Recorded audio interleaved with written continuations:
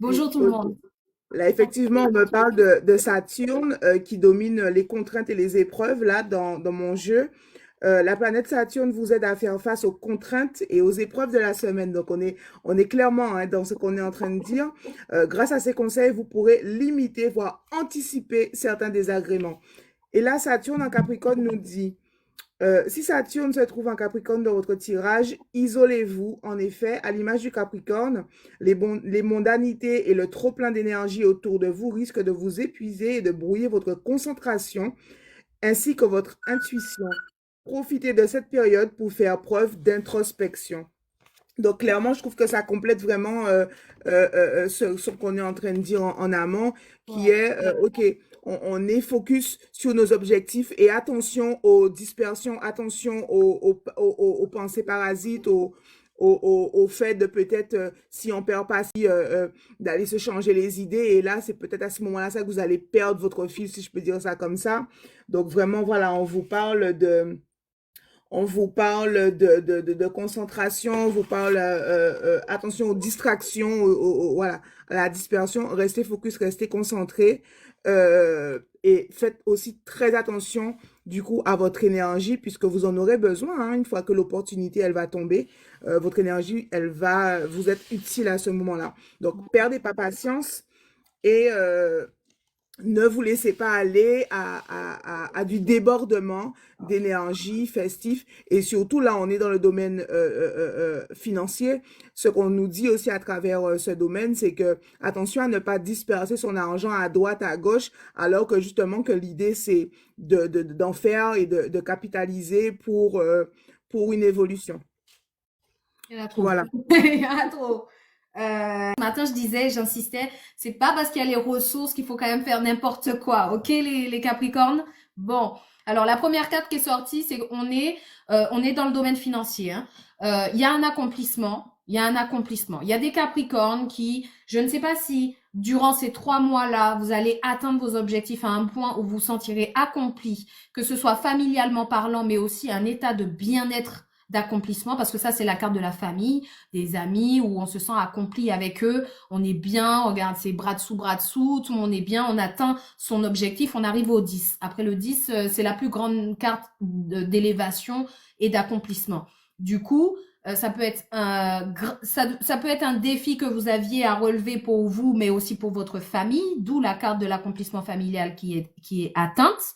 Donc ça pouvait être un achat ou quelque chose en lien avec un projet de cœur, puisqu'il y a le cavalier de coupe, donc on voit quelqu'un en lien.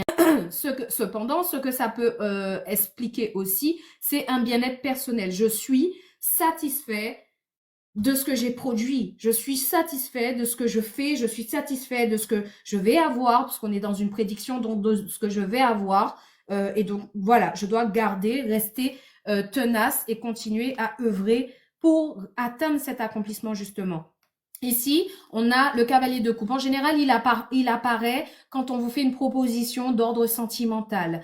Là, étant donné que c'est lié à l'argent, ça peut être un accomplissement lié à la famille, quelqu'un, un partenaire, une partenaire qui s'allie avec vous pour créer cet accomplissement ou vous propose de partager avec vous ce sentiment de satisfaction.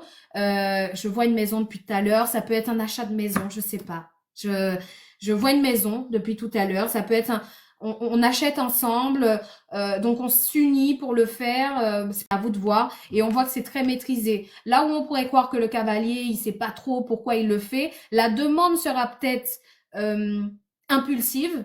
Et si on achetait, tu vois, un genre de projet, et si on faisait ça, et si on machin, et si on se mettait, voilà. En revanche, c'est très posé après. On voit que ça peut être une demande impulsive, mais derrière, c'est de la solidité qu'on vous promet parce qu'avec l'empereur, c'est quelqu'un qui maîtrise ses finances. Voilà, l'empereur, c'est voilà celui qui joue aux échecs et qui gère parfaitement son jeu. Donc, on est vraiment sur quelqu'un qui, vous avez la capacité, on vous le dit, il est assis sur Mars, hein, donc on vous le dit que vous êtes en capacité de gérer ça. Ok, même si la demande est juvénile ou est rapide ou est impulsive ou on a l'impression que c'est irréfléchi tellement c'est dingue, c'est fou. Mais en tout cas, vous avez les moyens de maîtriser ça et de garder ça constant dans votre vie. C'est un bel accomplissement en tout cas, clairement. Et puis derrière, par contre, il faut jouer. Je ne sais pas. Ici, c'est pas deux situations différentes, mais je pense que pour atteindre ce niveau de satisfaction et de bien-être, sans se soucier du après, vous avez les ressources. Vous pouvez vous apporter ces ressources-là financières. En revanche, jouez franc jeu. Je vais parler très clairement. Vous connaissez mon goût pour la clarté. Tout ce qui est chemin de travers financier, des trucs un peu non déclarés, des trucs comme ça. Attention, attention. On joue franc jeu, on fait les choses de manière alignée, ça nous octroie l'épanouissement qu'on attendait. OK? Parce que j'ai pas l'impression qu'en portant un masque et en faisant semblant, on obtient ce qu'on veut. Je suis pas sûre. Je suis pas sûre. Ou alors, on obtiendra ce avec lequel on joue. C'est-à-dire, plus je vais jouer, le risque est que quoi? Je tombe dans le puits. Donc après, c'est vous qui voyez. En tout cas, voilà.